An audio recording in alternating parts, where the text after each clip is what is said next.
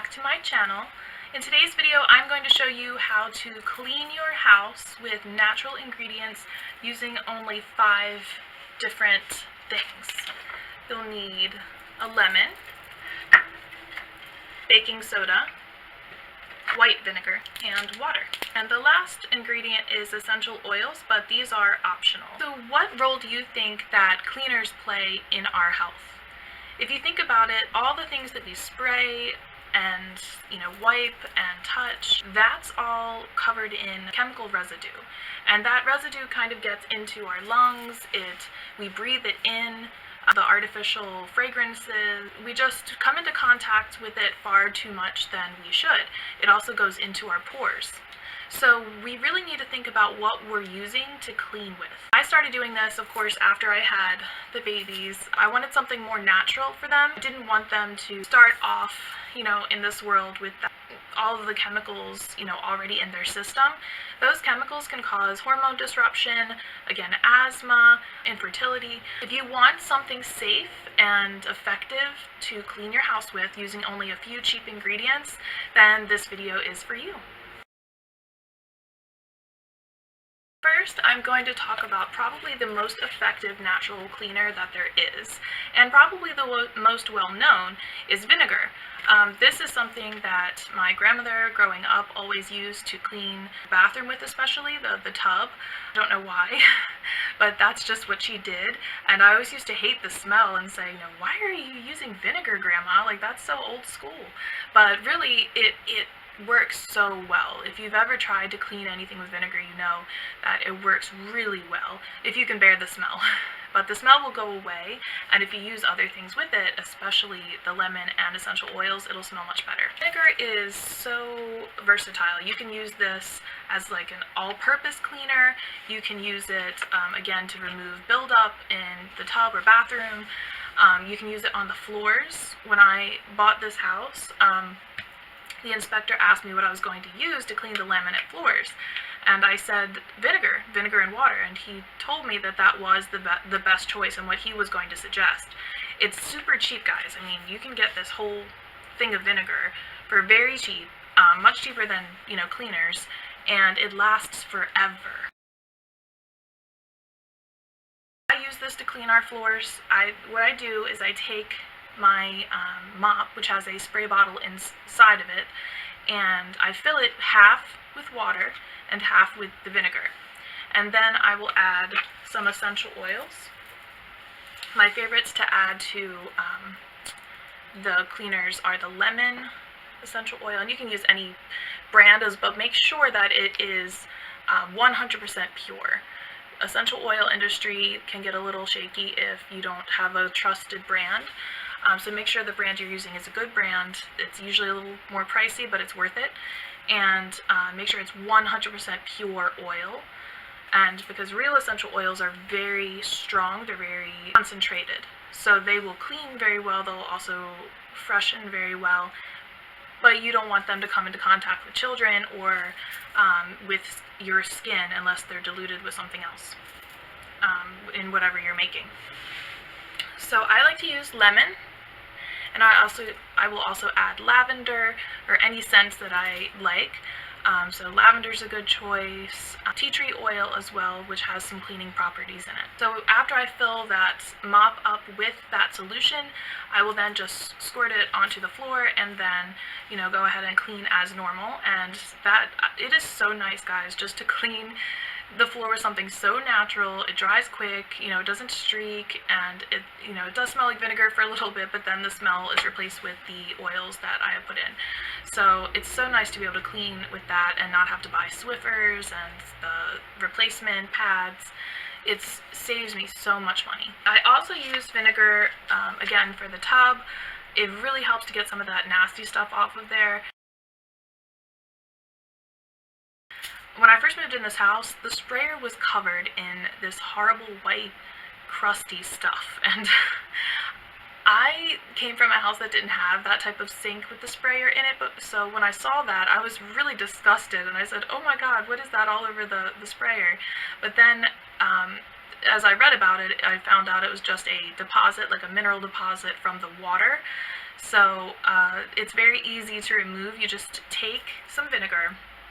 You can put it in a little sandwich bag, or you can put it in a bowl, and then you'll just hold that up to the faucet. So if you're using a sandwich bag, you can just take the bag and fill it with the vinegar and take a rubber band and wrap it around the faucet, and that will let it kind of sink into the crust, for lack of a better word, the mineral deposits, and it will eat at them, because vinegar is acidic, so it will eat away at the deposit which has formed onto the faucet.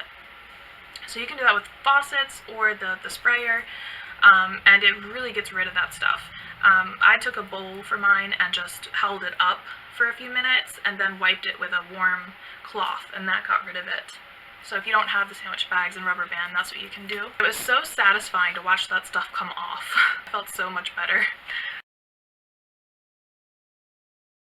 Another use for the vinegar is for the garbage disposal.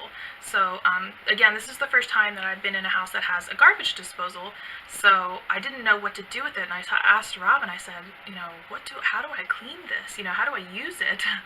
And he vaguely knew what to do with it, but he had no idea how to clean it, so I had to do some research. And I found that if you take ice cubes, you take a little bit of vinegar or lemon, you can alternate. I like to use a little bit of both, so I'll put an ice cube in, followed by the vinegar and lemon juice and water. And so what you have to do with the garbage disposal, at least for mine, is I kind of have to tuck the ice cubes into the garbage disposal while it's turned off. Make sure that it's turned off. I didn't make this mistake, but I've heard that people have not turned it off and they put their fingers in there, and you know what happens.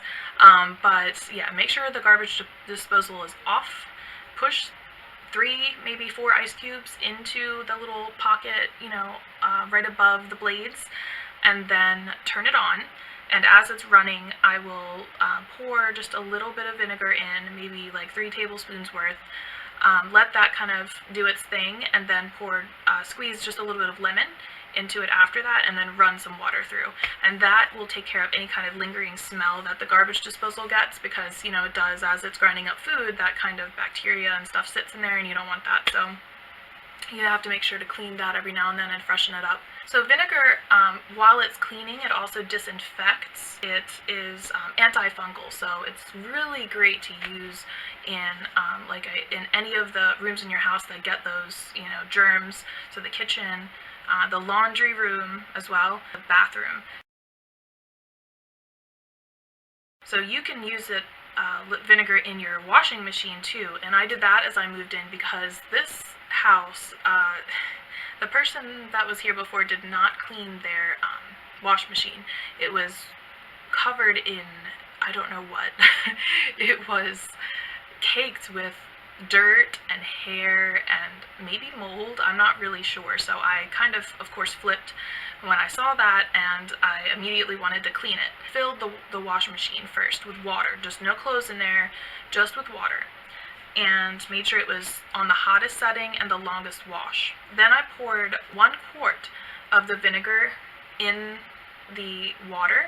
As it was on the last rinse cycle, then I added 1 cup of baking soda, but make sure it's on the final rinse, so you have to actually look at the knob to see where it is, and pour that baking soda in on the last rinse. So what that does is the vinegar kills any kind of fungus that's in there, and then the baking soda kills some bacteria that may have accumulated, as well as kind of like buffs the inside of the washing machine a little bit. So that, for me, took care of all of that nasty stuff that was growing inside of the washing machine. That combination together just took care of all of that for me, and I was so thankful that I had done it afterwards. So yeah, if this is something I think I'm going to do just as a precaution, maybe once a year at least, just to kind of clean any kind of nastiness that might be in there. Other uses for baking soda are on the carpet. That's something else I did as I moved in. So there was a dog in the house before, with the previous owner, they had a very large dog. And I've had, dogs in the past, so I know that kind of smell that dogs have. And the whole basement kind of smelled like dog. So I had to go downstairs and take a box of the baking soda and just sprinkle it all over the carpet. Baking soda really deodorizes also as it's cleaning, and it really kind of helps to not only freshen the carpet but to deep clean it as well. So after I poured that baking soda, you want to let it sit. I let it sit on our carpet for 2 days. And that's a long time, but it really was worth it because the baking soda acts kind of like a sponge. It absorbs all the germs and the nasty smells in it, and then you take a vacuum and you vacuum it really good. And the vacuum then will suck up that baking soda, which has absorbed all the gross stuff, and then your carpet is a lot cleaner than when you started. So this is the first step that I did before actually going, over the carpet with a shampooer and cleaning it, out. But this really helped to take some of that smell away that was really strong when we first moved in. It's also great to use on mattresses. So mattresses accumulate a lot of nasties as well, just because there's something that we use so much, and it's just something our body comes into contact with more often than a lot of other things. So it's a good idea to take your mattress every once in a while, seasonally probably, and sprinkle the baking soda on top of the mattress, and then you can vacuum it with a handheld vacuum, or you can take one of those attachments for your vacuum and use it to again suck up all the gross stuff. So and that'll also help the mattress to smell nice and fresh. Okay, so lastly we have the lemon, and lemon juice has been well known as a natural cleaner. It's in a lot of products that aren't natural. For instance, like Pledge and things like that, they will put lemon scent or lemon oil or something in their products. So we associate cleanness with lemon a lot of the times. I like to use lemon as an all-purpose cleaner or to add it to my other cleaners. So I have the floor recipe that I already gave you that I use in my mop, but I also like to get a glass spray bottle, and I like to fill that with water and some vinegar and the lemon juice and some orange and lemon essential oils, and I'll shake that up real good, and sometimes grapefruit essential oils, and then I'll spray that on countertops. Be careful that you don't spray this on certain things, such as granite, marble, any natural stone I would stay away from, because the properties in lemon and vinegar are very acidic, so they will eat through anything porous like the stone.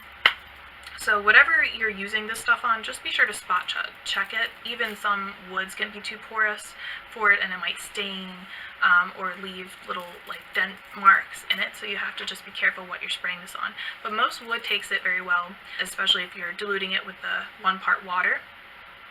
And you want to check on paint surfaces and things like that, and fabrics, because the lemon and the vinegar kind of bleach a little bit. The acid kind of makes a bleaching effect.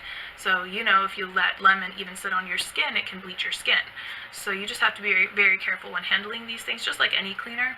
But it is so much safer than the other stuff, and when you wipe it away, it's safe for children to eat on. So I use it on the high chair a lot. The high chair countertop is a great place to use this, and it's white, so it doesn't stain. But plastic generally is fine, and as well as most wood. You also want to make sure when you're using this type of stuff on metal, like stainless steel, that you know what kind of stainless steel that you have. If it's the real stainless steel that doesn't stain, or the regular stainless steel, because there's actually 2 different kinds, which I learned about as well. And to be safe, I just kind of use warm water just to wash all that stuff because I don't know which one it is, and I'm still kind of iffy on it. But if you use things like that on the stainless steel, it might damage it, so just be careful.